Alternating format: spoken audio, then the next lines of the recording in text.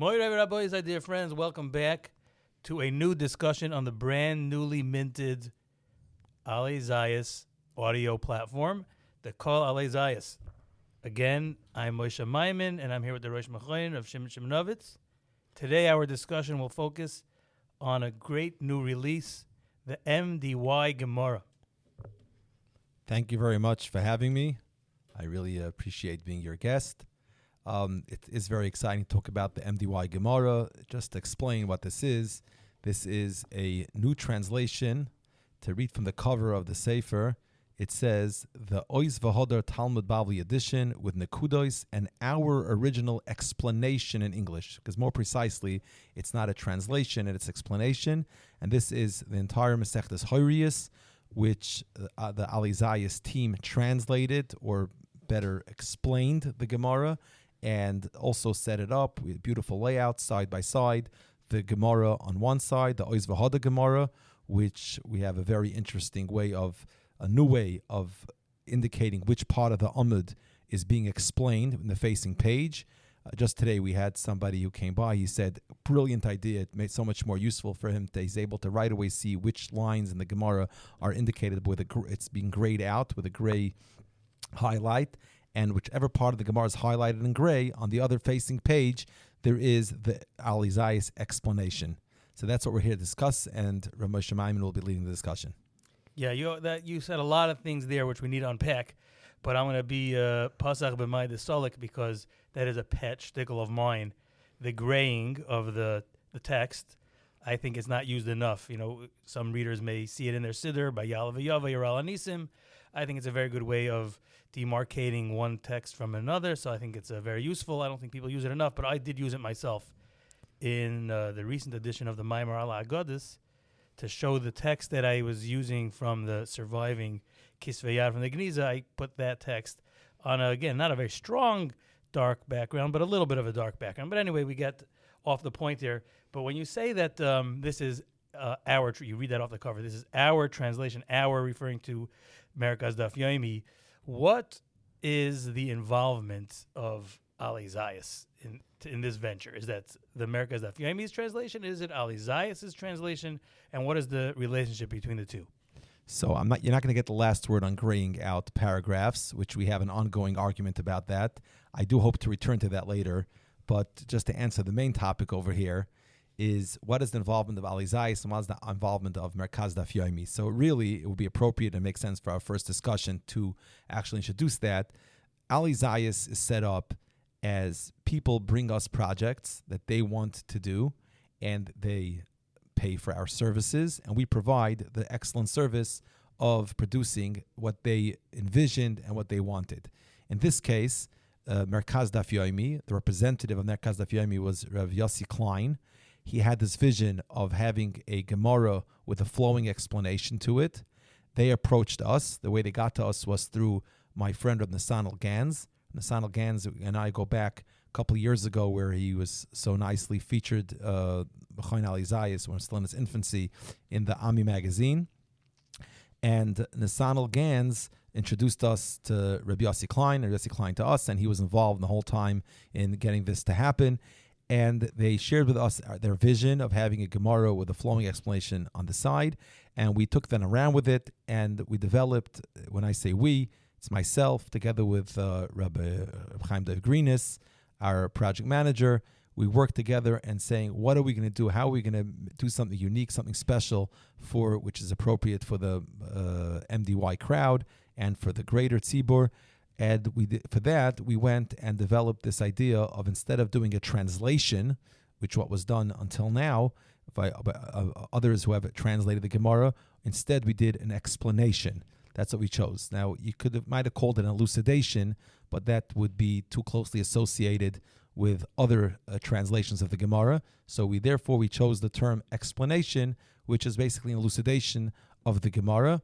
And this is one of the unique elements of this Gemara, that it has a flowing explanation of each Gemara. It's not just a translation translating words. It's an explanation. You can understand the Gemara fully by just reading the text. Indeed. One user told me that they tried it and it works, to take out the Hebrew words and just read the English, and you get the whole block Gemara almost fully explained without needing any other words that are not already there in the English. But let me ask you, translations of Gemaras have been around for a couple hundred years already. Most people in most shuls, within arm's reach, there is a very useful and highly acclaimed translation of a Gemara. Why is there a need for another one? So, as I said, it wasn't Aleh Zayis that determined that there is a need. We were approached and asked to create it. But first of all, there's always a need for different ways of doing the same thing, which talks to different crowds and different people. So, for example, even in Daf Yomi Shiurim, there are some very popular Daf Yomi Shiurim. So someone could ask, why does MDY have to give a shir? They talk to different crowds, and they are able to attract more people to learning. It's not one taking away from the other. It's one complementing the other and reaching more people and getting the Gemara to more people. So that's the first thing. But there are certain things that are unique about this. First of all, like Rav Moshe said already, the idea that you read the Gemara and it just flows. Just to demonstrate it, I can read a few lines from the Gemara. Right, Ramashashi said this on when you want to enter and learn in front of your Rebbe, first learn the Brisa and only then enter before your Rebbe. This way you'll be familiar with the material that the Rebbe will be discussing. And when you sit in front of your Rebbe, look at his mouth, as it is written. You don't have to stop and look at a footnote. You don't have to scratch your head at knowing the language.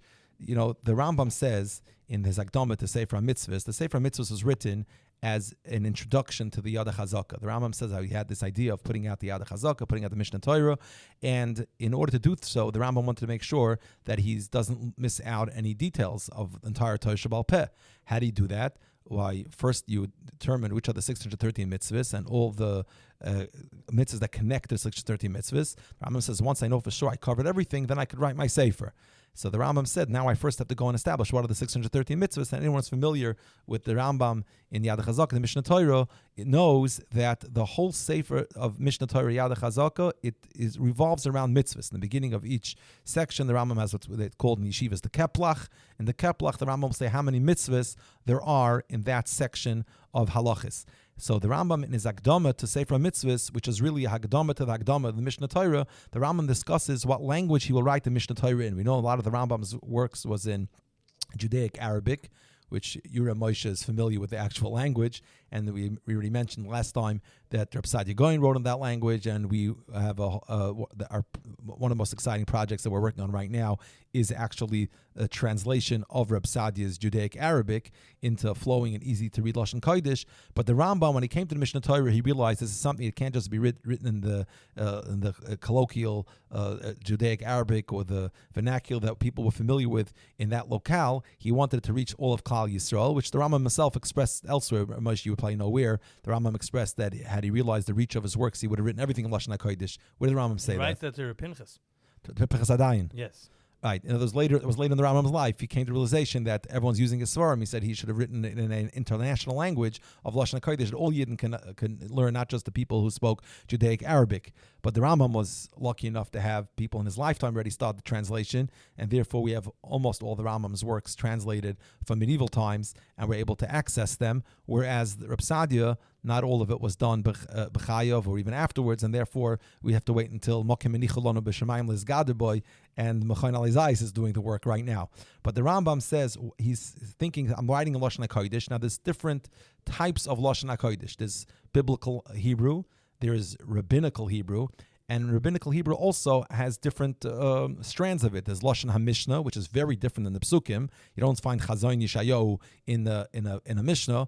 And the language of the Mishnah is very different than the language of the Gemara, which you know is much heavier Aramaic. So Rambam says, which language will I write my Sefer? And he goes on and says something which I think will comfort a lot of people. He says, I'm reading from the Rambam and Sefer HaMitzvahs. People don't know the language very well. The people don't speak in biblical Hebrew. And therefore, it's very hard to use it for practical application, to speak about halacha l'maisa, tell people how to do things. How are you going to use Lashon Tanakh for that? And he says, I also want to write it b'Lashon Talmud, which is Lashon of the Gemara. V'lefi shelo yevinuhu me'anshe umasenu. People from our nation don't understand the language of the Gemara. Hayoim ki im yechidim. Only individuals understand the language of the Gemara. Umilois rabois mimenu. Many words from the Gemara is zorois. They're foreign, v'koshes, and difficult. Afidu lebkiim b'Talmud. Even those who know the Gemara. Therefore, the Rambam says he chose the language of the Mishnah. That's what the Rambam chose. So that's amazing that the Rambam is telling us, for people on his level, even who Rambam considers a Baki in Talmud, that the language of the Gemara is difficult, and therefore it needs to be explained.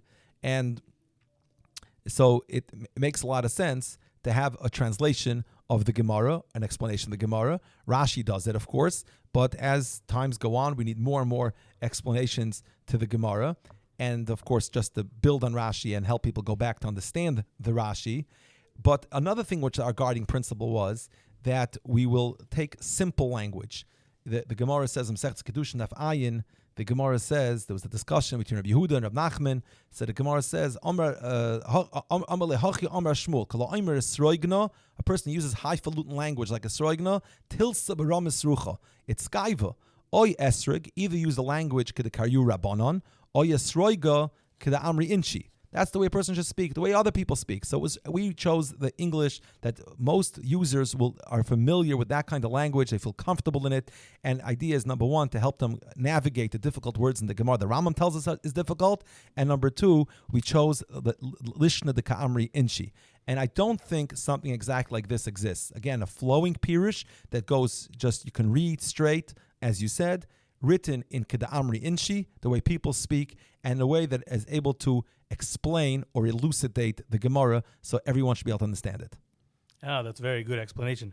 On the point of the Rambam as a translator... Was that an explanation or an elucidation? A little of both, but it reads very well without the Hebrew. On the Rambam, I'm going to point out that the Ravid was actually the first to recognize, perhaps, the Rambam's contribution, which he may not have appreciated, but he recognized that the Rambam, in writing the Mishnah Torah, did translate a lot of the Aramaic Gemara into Lashon Mishnah.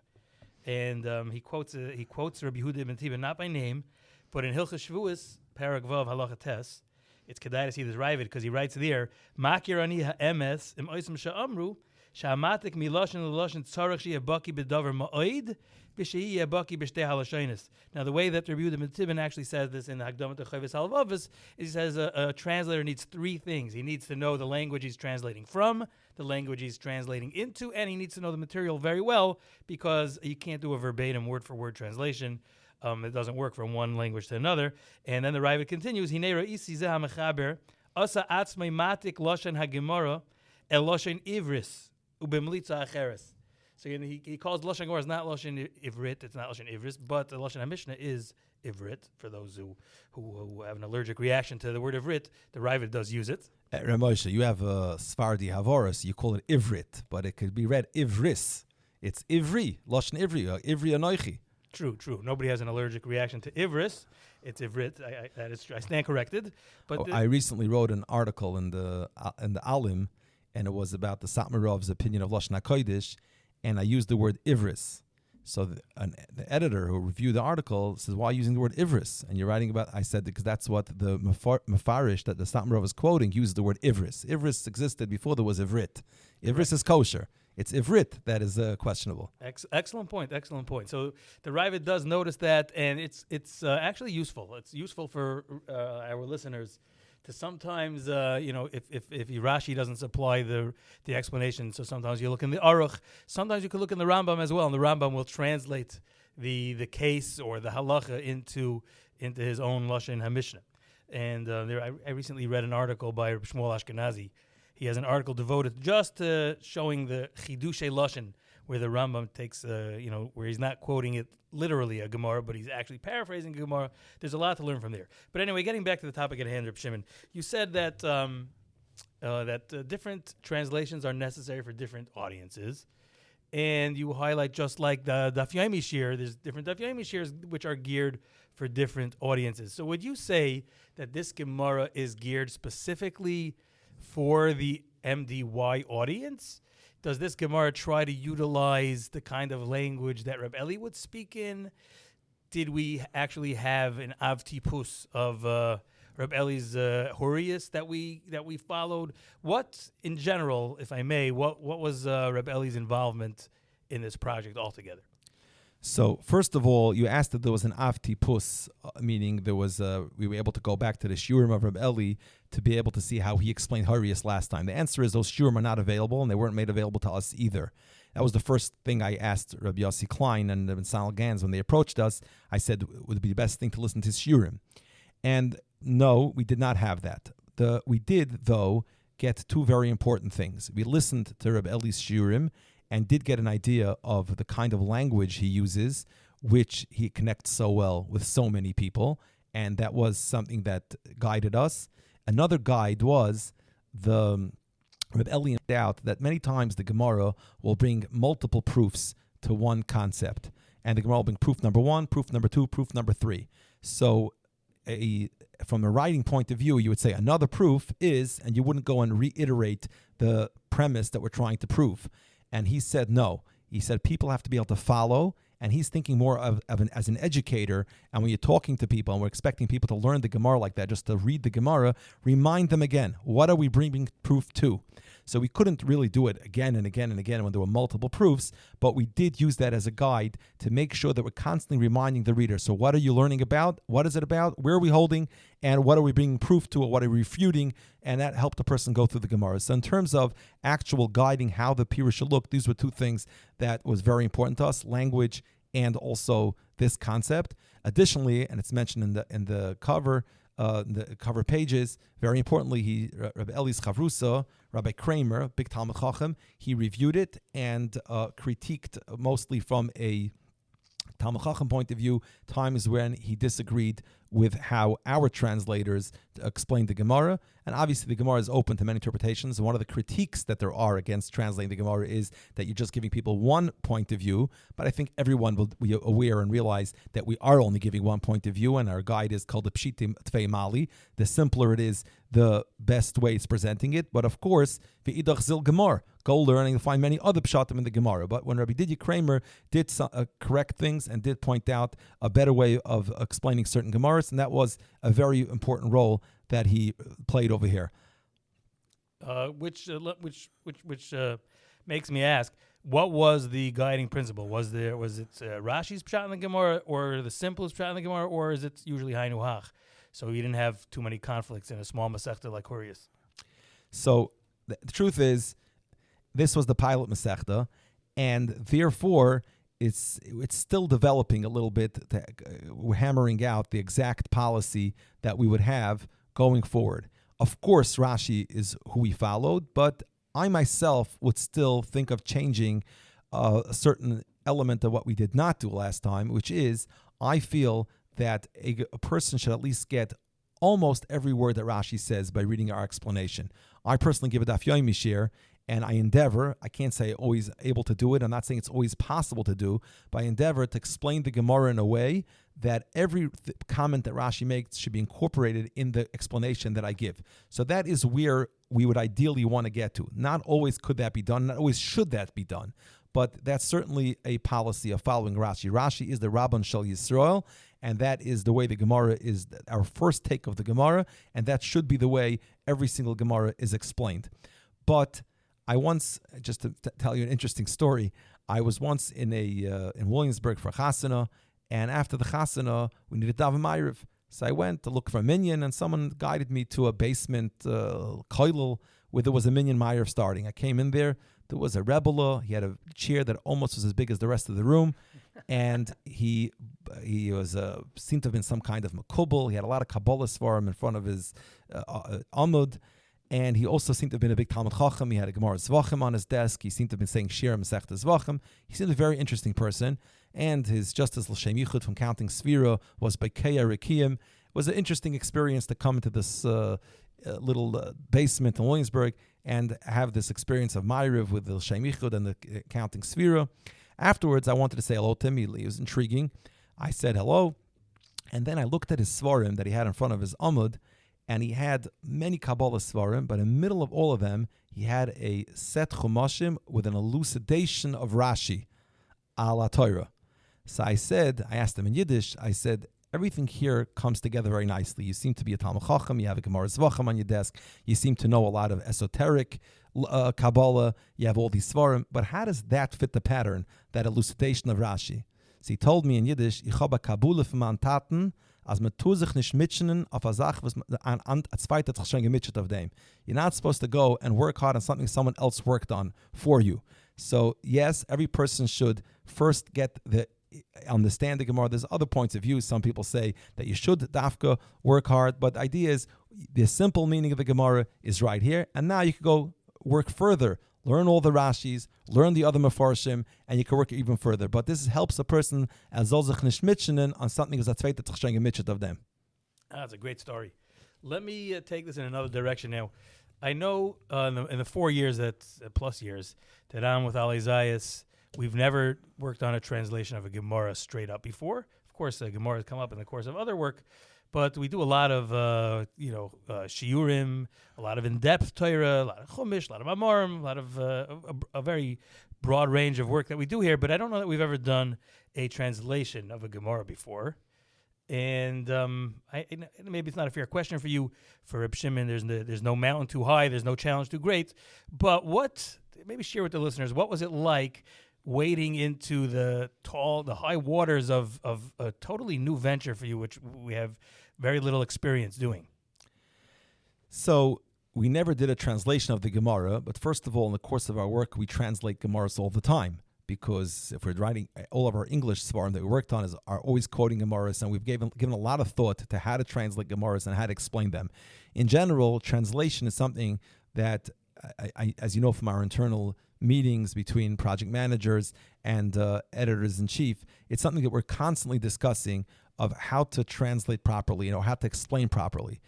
As you mentioned before, from Ibn Tibbon, and we know that's a lot of the work that's been done in our generation dealing with the Svarim that originally written from Ibn Tibbon. He was a literalist. He went and translated every single word, preserving the original word, which makes it very hard to read.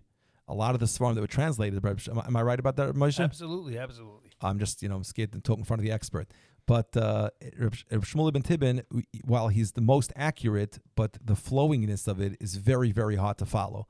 And that's what people like Rabbi Kapach and others have done, of Ezra Koyrich, and others have retranslated the Pirshim Shnais Rambam and other Svarim like that. The Moreh Nevuchim has gone through so many different translations to resolve these issues from the earlier translators, and it makes it so much easier to understand these Svarim by having a flowing translation. And that's been our policy in all areas of translation, whether it's from Lashon HaKodesh to English or vice versa, or in anything that we're doing. It's not about how to literally translate that word. It's how to give us the sentence the way the person himself would have wanted it. I don't know if you remember, Moshe, we had a discussion about how to translate Reb Sadia. We said we're trying to imagine how Reb Sadia would have written it had he written the Lashon HaKodesh, right. Not how to translate Reb Sadia's words. That's our guiding principle. So likewise over here, so we've given a lot of thought to translation, we've given a lot of thought to explanation, and we've given a lot of thought, and we have a lot of experience in the Gemara, because if anyone is learning, Gemara is, I think, we spend most of our time doing. So it's to ask, like, we have no experience. I think we have all the experience that's needed. Yes, it's true. There's still a learning curve in doing exactly this, but I think the background here is very strong. Yeah, I would agree with that. That's very good. So in terms of the layout of the daf here, the layout of the Hebrew side, layout of the English side, what was the kavana? What were some of our innovations here? I see there's nekudas. What was the thought process behind that? So Ramosh, one of my vices is ich bleib schuldig. So I still owe you one. When getting back to the layout topic, I owe you one about the gray. So we're going to digress for a minute to the question of the gray, and then we'll get back to the rest of the layout. I asked for that. So we have an ongoing machlokes, and this is a very fundamental thing. And because I do like to discuss a little bit general topics of how to create svarim, I want to point something out. Ramosha pointed out something which is obvious, that the best way to make something clear on a page is by graying it, by doing like a gray highlight on those words. That's true, but that's the easy way out. A good layout of a sefer is able to highlight things or be able to identify different strands of text on the same page. They're able to do that not just by, you could also have a big arrow pointing at a big yellow arrow, say, look here. The idea is a good layout of a sefer is to set up a sefer in a way that the eye understands immediately what's what and what they're looking at and where they should be looking without having a coloring book look that has pictures and arrows and directions on the page. So yes, the easiest way to, let's say, make him a Kreuz Gedolos Chumash would be to have a big yellow arrow pointing Ramban is here, another red arrow pointing Evan Ezra is here, and going and identifying each text in that way. But the page would look like a coloring book, and it won't be pleasant to the eye. So the trick of layout is to minimize how much you're using different fonts and how much you're using different elements, and yet have everything be distinct and separate. Now, on this Gemara, actually, it's not like that, because here we wanted each part of that page to pop out on you. And it's not meant to be a Gemara that the whole page is what you're being used. It's meant to just indicate which exact words on the page is being used. So here, we did choose the option of graying those lines, and we've gotten very good feedback for doing that. That's as far as the graying part concerns on the side of the Gemara. I mentioned before Rabbi Eli's guiding us. One of them was that he insists on a Gemara with Nekudos. So this has been a discussion. People always debate this question of yes, Nekudos, no Nekudos. Some people say if you can't read a Gemara without Nekudos, Nekudos is not going to solve your problem. And I used to believe that myself. I remember when first time I saw a difficult Svarim like Ramban, Ala Torah with Nekudos on it, I was a bit baffled. If a person can't read without Nekudos, there's no way he'll understand what the Ramban is saying. If he can't read Evan Ezra without Nekudos, how is Nekudos going to solve his problem?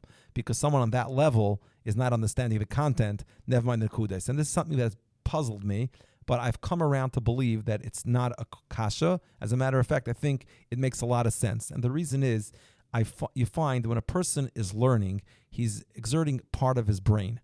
And you want to make sure, like we said before, that you don't want to mitchazach on something that you don't want to toil on something that you don't have to toil on. So even though someone who's bright enough and is enough of a scholar to understand Ramban or understand Evan Ezra, but at the same time there is a small percentage of his mind that he's using. He doesn't realize that he's doing it for going and giving vocalization for the words that he's using. Putting the nekudos on the page makes him able to use his full mind just to focus on the meaning of the words. So while I used to think that it doesn't make any sense, I've come around to believe in it, and I see as mechaven to one of the great educators of our time, and Reb Eli also believes very strongly in the nekudos on the Gemara. It's still a bit of a jump from what I said, because nekudos in the Gemara is something that can sometimes confuse, since there isn't that much convention in how to vocalize Aramaic words. And even though we use the Oiz V'Had Gemara, there's been a lot of questions that lingered of why this word is being vocalized this way and that way. And I don't know, Moshe, you might know better than me, I don't know if there is true convention or true klalim out there of exactly how each word in Aramaic should be used. Even the word Horayos itself, isn't there a question, or maybe Rebecca Kamenetsky talks about if it's Horayos or if it's Horayos? So sure. Yes? There's no convention, but even when there is convention, it's very far from the way people speak it. The Bnei Yeshivas, the way they pronounce words are, like everybody knows it's Bibi Barabaye. Everybody agrees it's not Bibi, it's Bevoy. But again, the Yavit says that. Right. Bevoy. I love reading the Gemara Bevoy Barabaye, and it raises eyebrows, but I know the Yavit says that. Yes. So I don't know if there's convention, but it's certainly what we do know about it. It's certainly not familiar. So I wonder if the Nekudas here in this Gemara, do they sometimes try to conform with the familiar vocalization, or do they stick with the more academic ones?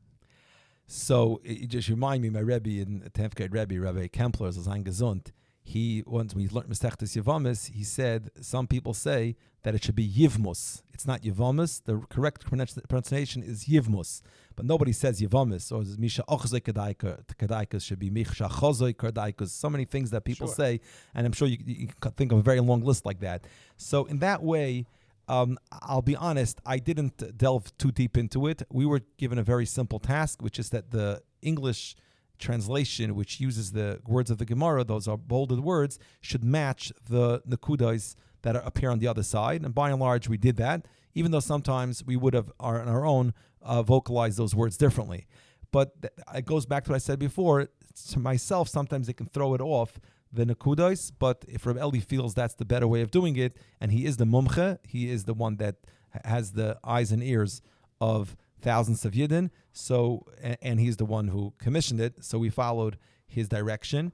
Interestingly, it created a challenge, the fact that we had Nekudos when it came to the layout. And this is only discovered later on in the project, because when we started actually printing it out in the actual size, I noticed, I don't know about you, but my age already, reading is a bit of a challenge already. My eyes are not what they once were. And when I look at the Gemara, it's hard for me to read the words, and that's because in the same space where another Gemara would have nice, clear letters, if we had to accommodate the letters of the Gemara plus the Nekudos, the letters themselves appear smaller and makes it more difficult to read. I do think that as we go forward with this, I think the right way to do it would be to use even a larger format than it is right now, and so that the words of the Gemara can appear big enough for even somebody as old as myself to be able to read it. And that would also accommodate another part, getting to the layout. The layout is beautiful. If you look at the English page, it's beautifully laid out. It's so comfortable to read. There is no other Gemara available today with an English translation that is as comfortable and as easy to read as our translation is. Our explanation is. But there is a challenge, which is that if we're going to do the bigger Mesechtes Horayos or Horayos, is a smaller Masechta, and therefore in a very nice slender volume, you can have pages and pages for each Amud of explanation for each Amud. But if we're going to do a Masechta, as we're working on now, like Mesechtes Menachos, it will have to fill up a lot of shelf space if we're going to be so generous with the amount of space we give for the English explanation. And the solution for that problem would be also a larger format. And even though it's so comfortable right now, I think it would be worth it. And it's also more comfortable if we were go ahead and make a little bit of a smaller font, and it should maybe perhaps even smaller margins on the page, so that a person doesn't have to turn that many pages for each Amud. And our goal is, and this would be an amazing goal, which has not been achieved by any other translation of the Gemara, to get the entire Shas fit on a typical shelf that a person has in his home. Most people have bookshelves that tend to be about 3 feet wide. If we can get a whole Shas, and it could be done if we do it the way I'm explaining right now, and we hopefully that our partners will agree to this, we will get an entire Shas on that shelf. That's a no-brainer. Nobody enjoys having shelves and shelves in their house filled up with any set of Svarim. And I advise Mechabrim all the time. People sometimes feel it's nice to have multi-volumes. I say when a person goes to the bookstore, a person goes to the Svarim store, he's thinking to himself, how much of real estate will I invest in this new Sefer? So even though it's choshever and more impressive to have many volumes, I will usually push people to put it all into one volume, because like that, they're able to, a person says, okay, it's just one volume, I'll get it on my shelf and I'll buy it. It markets it better, with one exception. If it's a mitzvah present. It's a mitzvah present, and for the same price you can sell a multi-volume, you certainly should split your sefer into multi-volumes. That's very good advice. Now, as far as Nikud is concerned, I have to mention that Nikud drives me crazy. I mean, a full page of Nekudas, all those extra pixels just take up space on the in brain power, and it just makes me nuts. But listen, to each his own, and Rebelli is definitely the top of his game, and he knows what his oilam needs. So I'm going to grant him the floor on this one. Now, there's some unique features of this Gemara which you won't find in the typical Sefer, let alone Gemara. Like, for example, on the bottom of every single page, there's a QR code, which links to Rebelli's website with his additional audio-visual features there. That's a pretty bold thing to print in the Gemara. Is that something that you worried would give us some negative backlash? I don't worry it'll give us negative backlash, because that QR code doesn't link to the Aleh Zayis website. It links to Rebelli's Shurim. I find in general, Rebelli does a lot of innovative things that have not been tried till now. And I find that Medeshaski Rabbanan Shmamin Anichaluhu, that will be my assumption. And the reason probably is because of the Harbat Satorah that he does. And if he feels that this brings out more Harbat Satorah, who am I to have an opinion on this topic? I understand the discomfort of having something like a QR code on the page, but Gemaras have barcodes on them, and there's all kinds of different features. I once had a Mechaber, he didn't want me to put our company name in his sefer. I said, why not? we like to have our logo and our name in people's farm that we publish. So he says, because my sefer is not a newspaper where you advertise businesses. I don't want it there. So I took out the chashivste. I remember if it was the Chedush Marmez Alevi or Chedush Rabbi Chaim, and it says over there the name of the printer. And it doesn't have his website. There were no websites then, and it doesn't have his telephone number. There was no telephone numbers then, but it has his address, the address. How many Sfarim say the address from the drucker and where it is? Sure. So some people have these kinds of feelings of you're going to put something like that. Now it's a new horizon. QR codes. I keep on calling it a barcode because I'm not used to using the term a QR code, but it's a new horizon. But if there's been barcodes in Svarim and there've been maybe not on the page, that's also an innovation. And there's things that have been done, so I'm not having an opinion either way. We're commissioned to do it, and I felt comfortable doing it. And via koiler tolui b'tzavore, those who ordered it. But regarding the QR code, I would say one thing. It's right now 2 centimeters by 2 centimeters, which is the recommended size of a QR code. But if you actually try a QR code that's only 1 centimeter by 1 centimeter, it also would work. I would recommend going forward that we would make the QR code smaller, also accommodating more space for the Gemara on the page. Now, whether or not there should be a QR code or not, I leave that to the Rabbanim. Good point.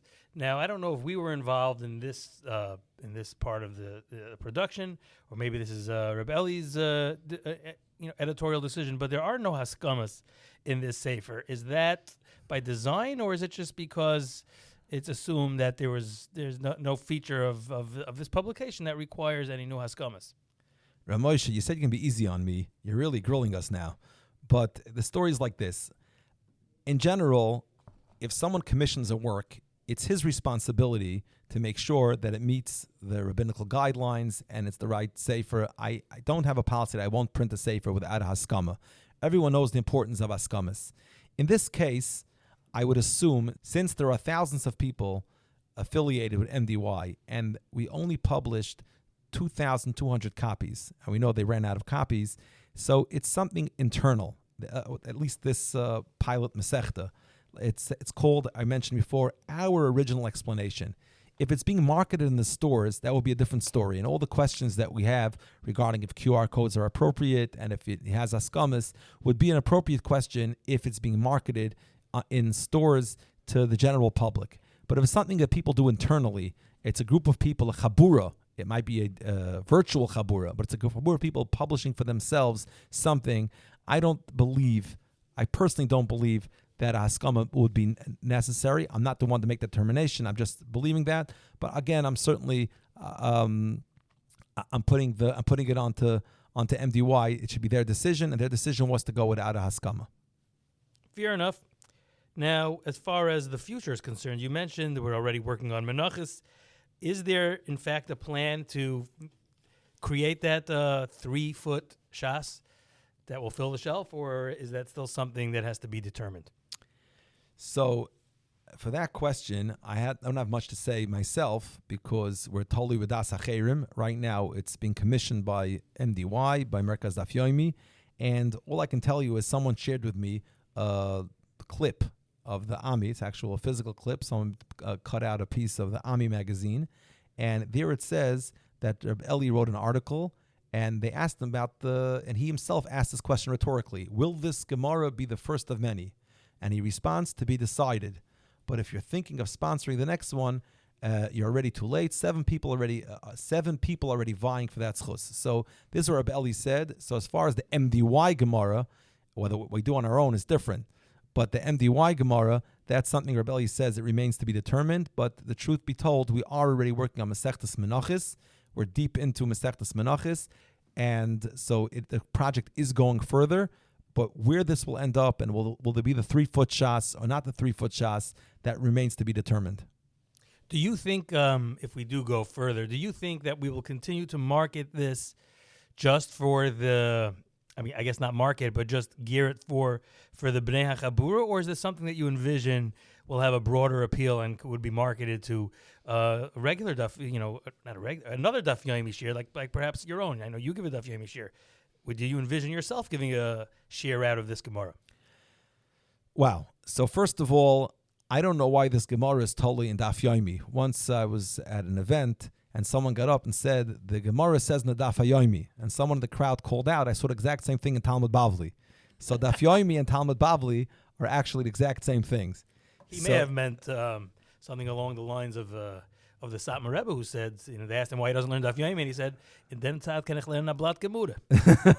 That was a quip, but the fact is that Daf Yomi is Gemara, and there's no reason to think that this is necessarily geared to Daf Yomi or to a certain chabur of Daf Yomi. I think this is an excellent approach to how to explain a Gemara. Very useful, very easy, like we said, the Amri Inchi, and I don't see any reason it should be limited to any chabura. The QR codes are obviously limited. The QR code, just to explain a little better, that if you scan them, it links to the shir that Reb Eli gave on that daf. As a matter of fact, when the QR codes were put in, those shiurim were not given yet. So as we get to that daf, the QR codes are made live, and you can if you do the later blatter right now as a recording, Horayos has not been finished yet. If you actually scan the later QR codes, it'll say content will be coming soon. It's only the ones that the shiur already given that the links to the shiur, and you're able to watch and listen and hear the shiur. So obviously the QR codes are very specific, but the concept, I think, is a concept that could go way past just any specific chabura or way past any Daf Yomi. It could help many people learn the Gemara in many different ways. Regarding yourself, I would use it myself. I'm not accustomed to using these kinds of translations in Gemaras, but it does remind you mentioned earlier that the Rambam is a good way to figure out pshat in the Gemara. When we went to yeshiva, so there was, I think, the Sansino Shas was there, but I certainly was not able to understand. There was Tilsa B'Ram Yisrucha to understand what they're saying. But the best way, when we were young Bochrim struggling to make a lanings on the Gemara, when we got stuck on a difficult passage in the Gemara, the Rambam was always the go-to. That was our elucidation of the Gemara. Now, you have to be careful because the Rambam doesn't necessarily follow Rashi. The Rambam will more often follow Rabbeinu Chananel. People don't realize when they learn Gemara, they expect the Rambam to follow Rashi. Rambam did not learn Rashi. The Rambam went and learned Gemara with Rabbeinu Chananel, probably. Moshe, would you agree with that? Not only would I agree with that, but that's a idea that the Chavetz Chaim highlights in his Mishnah Brewer, where he talks about he's so excited when he in the Bir Halacha where he's going through different shittas and he's trying to explain the Rif and the Rambam, and he says, "Wow, Baruch Hashem, today we have the Vilna Shas, and the Vilna Shas printed Rabbeinu Chananel for the first time. Now we can understand pshat in the Rif and the Rambam." Certainly, and as a matter of fact, in Horayos itself, as you mentioned, the Gemara mentions that a Zaken She'ein Leibonim is not able to be on the Sanhedrin, so Rashi doesn't say why, and right away in the side of the Gemara, they refer you to the Rambam in the Pirush HaMishnayos. But in the Rabbeinu Chananel, which was found by the Vilna Shas or later even, he gives the exact same explanations. You see where the Rambam got his explanation from. I remember once learning with a Chavrusa, and there was a difficult Rambam that we were struggling with, and I told him, I said, I have in my hands the Gemara the Rambam used. And if I show it to you, you'd see what's pshat in the Rambam. And he looked at me like, amazing. Like, how do you have that? I turned to the Rif. I said, that's the Rambam. That's the Gemara the Rambam used. And that was pshat in the Rambam. You have to realize that the Rambam is not following Rashi. The Rambam had a different Mesorah in Pirush. It went with Rif and the Rabbeinu Chananel. And if a person gets used to that, it resolves, I think, a lot of the kashas you might have on the Rambam, realizing that the kasha was based on the fact that we see, and I mentioned before that we do see the Gemara through the lens of Rashi, but the Rambam did not follow this. He saw the Gemara through the lens of Rabbeinu Chananel and through the Rif. That's a very important piece of information. That goes both in Girsa and in Pirush. Correct. That's very important. But I would say, ask me if I use it as Daf Yomi. I did use it as Daf Yomi Magid Shir, but not in the capacity of reading from it, which I did try a little bit just for the fun because I was involved in publishing it. But I did learn something very important from Reb Eli.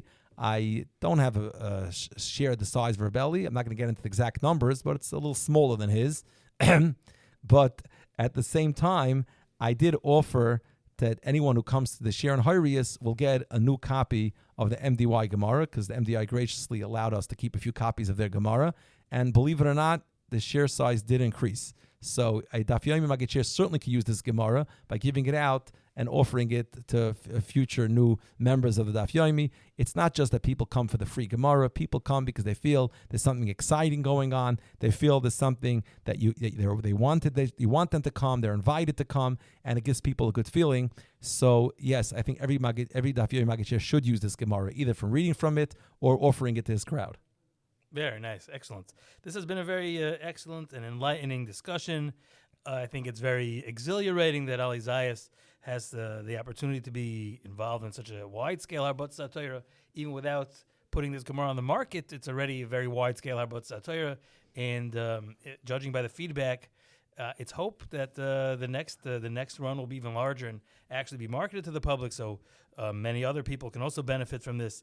This has been very, very enlightening. Reb Shimon, let's tease the next shiur, the next discussion.